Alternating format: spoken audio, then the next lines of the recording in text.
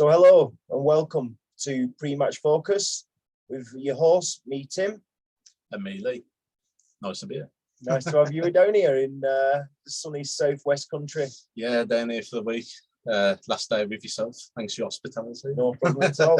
So this is why obviously things have changed. So we've just done a live and we're obviously recording our match predictions and Lee's in-game betting tips for obviously the next week's fixtures. So yeah, a bit different one this week. Obviously, since our shows have been about an hour long, this is probably about 10 minutes. This will be a quick one, so we won't keep you guys too long. So we're going to rush through and start with the early kickoff of Leicester Arsenal next Saturday. Yeah, it's another kickoff hard one to pick. So there's been some thrilling half-12 kickoffs and that, but I think I'm going to sit on the fence of this one and I'll be one apiece, I think. Leicester have picked up the form since Johnny Evans returned. I think Southampton's missed him a lot. Mm-hmm. Arsenal, a bit scatty, you don't know what you're going to get with them. Yeah. They're very hard to predict the results, even though I think the style of the players pretty much stays the same all the way through. Yeah. It's hard to pick up their results, like what the result will be at the end of the game. So yeah, absolutely. So I've gone with 1-1 as well. I can't same. see much. I can't see a deadlock either side really. And I think historically they always end up quite tight these games, don't they? So yeah, it's a tough one to pick out. So it's a good start. Sit on the fence in the first one. So what's your in-game betting tip for that one, Lee? I'm gonna. Because we gone for 1-1, I'm just going to go both teams scoring this one. I think, well, it says it all, doesn't it? We've gone 1-1, so both teams to score. That's not much else to fucking put in it. Right, let's move along. Burnley and Brentford. Yeah, I think it's going to be a pretty robust game. Depends. I mean, I've gone for Burnley 1-0, but if Brentford do take the lead in this game, I've mentioned it in previous shows about their time wasting antics and. But I don't blame them for it because they've probably shown what teams that do come up should do if they're inexperienced at trying to kill a win in the Premier League. Yeah, almost like some teams can be naive. It's almost like they've been in the Premiership for it before, yeah. With the kind of tactics that you've witnessed it watching Wolves. Yeah, I mean, I've mentioned with Brentford, even though it was Chelsea last week, but they will find a day in turning form somewhere. They might go for a bit of a rough patch. I think every team that comes up goes for a bit of a rough patch. Mm-hmm. And this could be their little rough patch, but I don't think it'd be one that catapults them down towards relegation trouble. I think they'll be fine this season. Mm-hmm. They've shown enough fight. I was probably unlucky not to pick up points against Chelsea last week. But I've gone for Burnley to win 1-0 because I think they need to win it. Yeah. I think they went on a similar run last season where they can pick up a win in the first 7-8 games. By one. And they need it. I think if they lose this game, then they've gone with saying, they'll be in relegation trouble, saying they'll probably be nailed on with Norwich to go down if they don't win this. So. Yeah, I fancy Burnley to pick up. This is the type of game perfect for Burnley. I think this is where they do look strong. So I'm going with 2-1. I fancy Brentford always scoring. I do. I think they've got a lot going forward. They're very physical, and say Tony and Buemo. I just fancy him scoring. You mentioned the physicality there as well. Like that's my tip for the game is over 45 booking points. Just 10 points for booking, 25 for red. I mean, if a player gets a second booking, that pick up 35 points straight away. That was definitely. I can see a red card. Yeah. If one of the teams is leading at the end as well, obviously time wasting can come in, frustration can come in. Bookings. Yeah. Over 45 bookings on that for me. Sounds good. So Liverpool and Brighton then, Lee. We've both gone for the same on this one. We've both gone for 3-1. Liverpool just been firing in goals left, right, and centre, haven't they? Literally. And Salah doesn't look like stopping scoring, does he? Yeah. And we forgot to mention, obviously, this is prior to the Man U Liverpool game, so we don't know the results of what's good. So if I'm saying Liverpool are banging in goals left, right, and centre, it ends up 0-0. Then you've got your reason there. I think they're going to score. I've said it before. I think I can see them scoring, whatever happens. So, but that game, regardless of that game, I think we can even get this based on prior to the United match and what we've seen so far with them, and they just look a different animal this year. Liverpool again. Yeah, I mean Brighton has struggled since Basuma's been taken out of the team. It's been a bit of a tough one for that. I think again, a bit like Brentford might go on a bit of a tough run, but nothing but to be alarmed about there. Going to Anfield. What's your in-game tips for this one then, mate? Because I've gone because I've gone 3-1, I've gone over 2.5 goals in the game. I think it'll probably come in by half time, wouldn't surprise me. I know Brighton are hard to break down despite the 4-1 defeat to City. I think they'll probably want to try and set the defence a bit stronger than the City game, especially travelling to Anfield. I can't imagine them wanting to go and try and outplay Liverpool. So. Yeah, absolutely. Right then, Newcastle and Chelsea. We got City Palace and City Palace.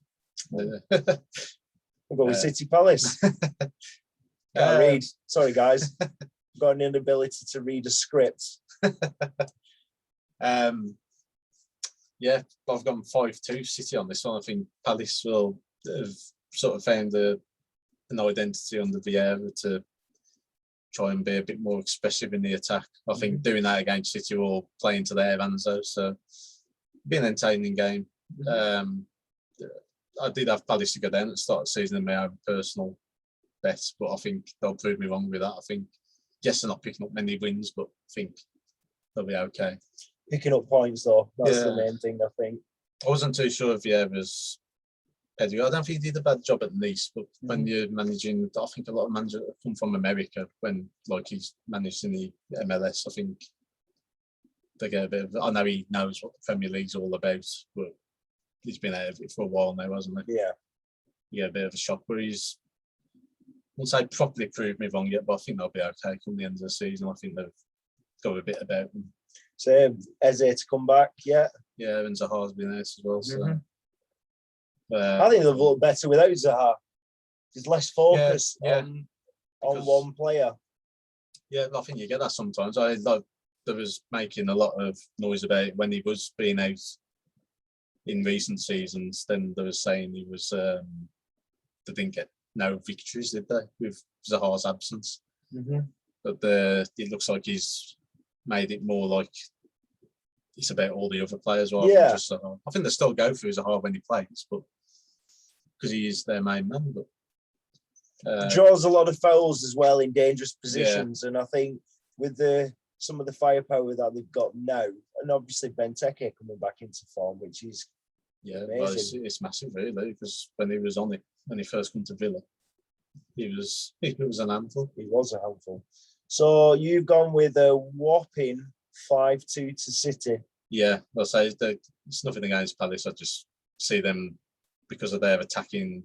I don't think they'll go to City in terms of trying to outplay them, sort of like what I mentioned with Brighton. But I think they'll know their strengths of trying to get through City, and I think they will score a couple. But I think they're playing to City's hands, and I think it could result in a fair few goals to City. So 5-2. I've gone with 3-1. So what are you saying for your in-game tips then? Tips.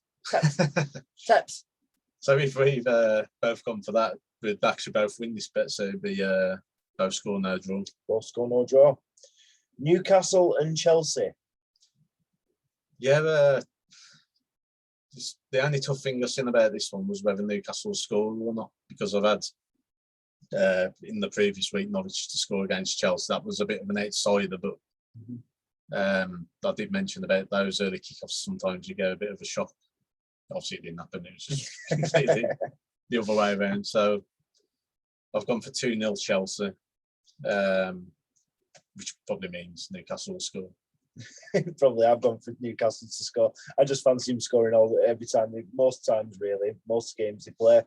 I just think going forward they look good, and defensively they don't look so great. So when you've got Callum Wilson up there, there's every chance you'll make a goal at any point in the game. I think he scored in his last 6 Premier League games. That's just not Yeah. right. So I've gone with 2-1 to Chelsea. So what are you saying in regards to your in-game tips? because of my prediction of 2-0, I've gone for Chelsea to the clean sheet, which definitely means it'll be over in 5 minutes, and Newcastle will probably take a 1-0 lead. Yeah, so be wary of this fixture, guys. Yeah.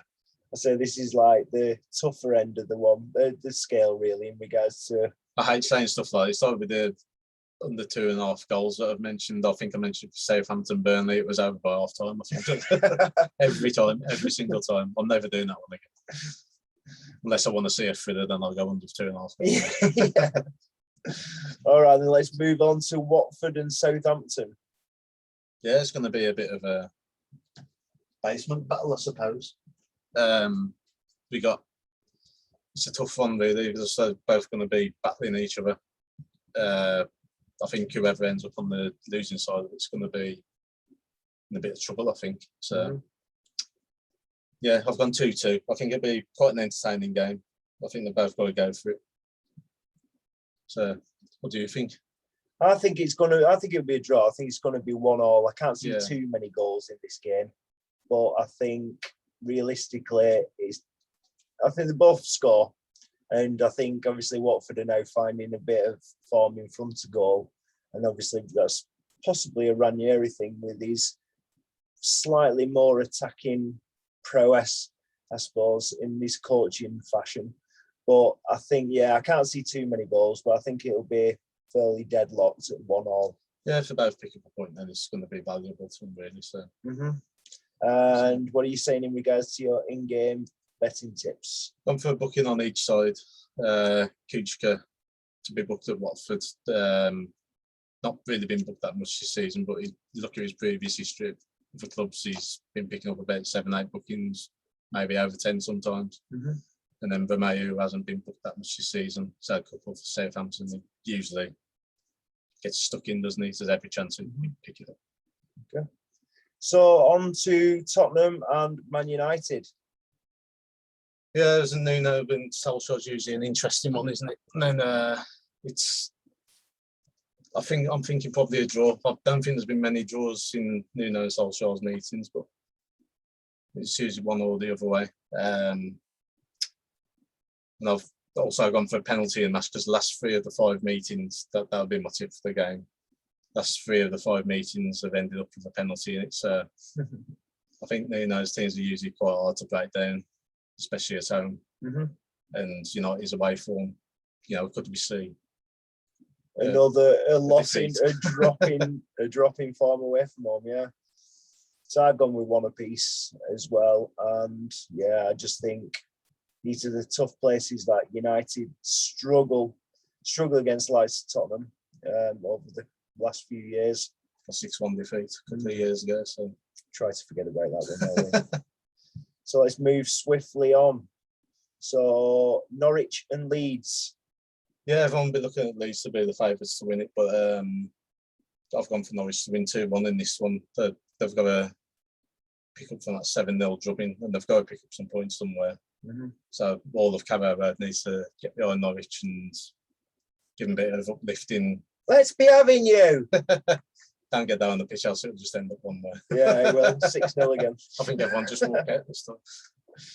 No, they have to. The Leeds fans are probably going mad, but Norwich have got to be looking at this to try and take advantage of it. Leeds are missing probably Rafinha, didn't look good for him. He went off injured, so might be a bit depleted in quality on the. They've still got quality players, but major quality on the pitch in Rafinha missing them. I think Norwich have to go for it. 2-1. I'm going to go with a draw.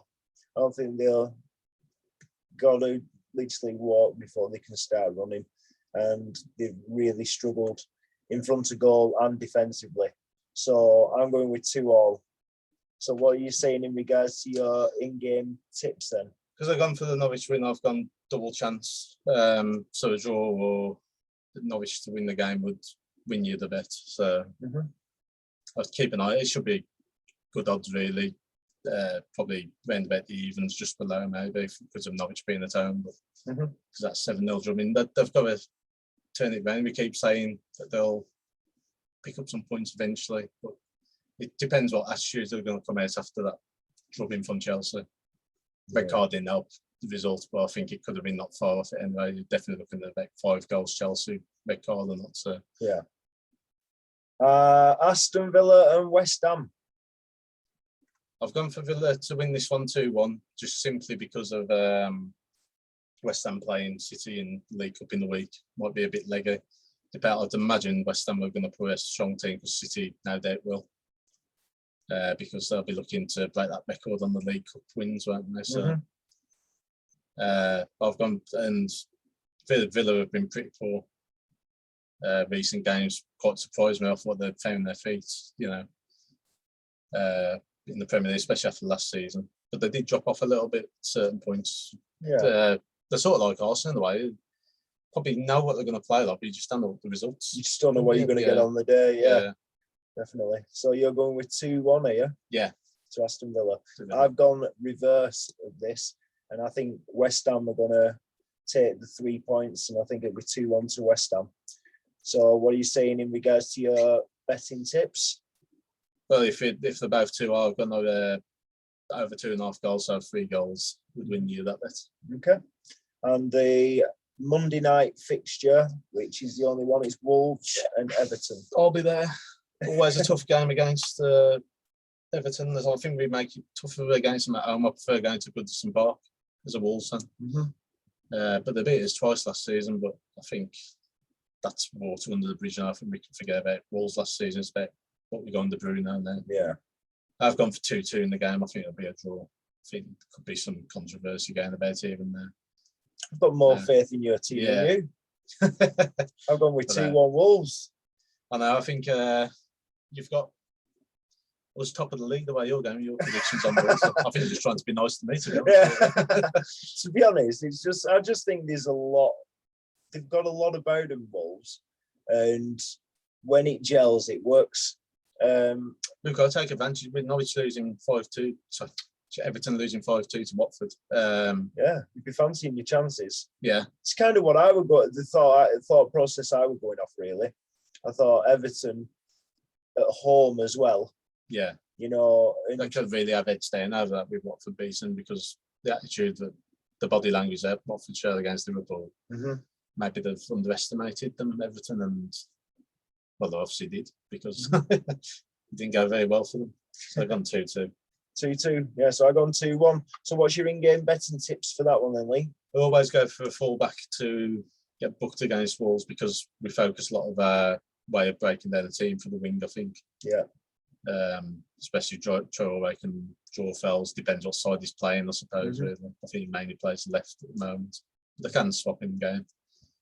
And then Allen as well to be carded. Only been booked once or twice this season, I think, and he's got the shadow of his actual defensive robustness. He usually gets stuck into a fair few challenges, but if I can see Traore bursting through the middle, I think Allen will be taking one for the team. So. Definitely. Right, well, that concludes this week's match predictions and in-game betting tips with Lee. And hope you're finding them okay. We've done fairly average, really, at the minute. We're doing okay.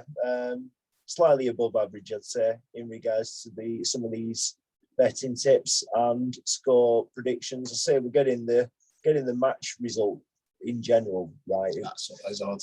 You'd be a millionaire. Yeah, but as I say, if you can pick out of some of what we've got, maybe going every other one or every third one, you might pick up some decent money at the minute. So, but anyway, thanks for tuning in.